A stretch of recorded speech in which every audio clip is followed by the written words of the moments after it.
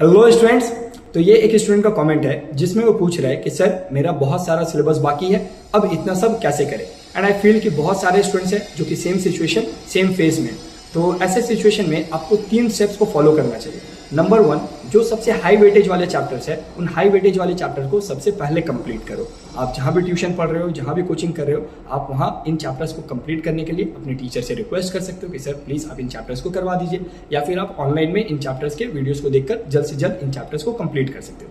जो दूसरा स्टेप है वो है कि इन चैप्टर्स का जो पीवाईक्यू क्वेश्चंस है यानी प्रीवियस ईयर क्वेश्चंस, उनको आपको सॉल्व करना है। इसको सॉल्व करने से आपको आइडिया होगा कि इन चैप्टर से क्वेश्चंस कहाँ से पूछा जाता है और किस तरीके का क्वेश्चंस पूछा जाता है। और जब आप इनको सॉल्व कर लोगे तो ये आपको काफ़ी कॉन्फिडेंस भी दे रहा होगा।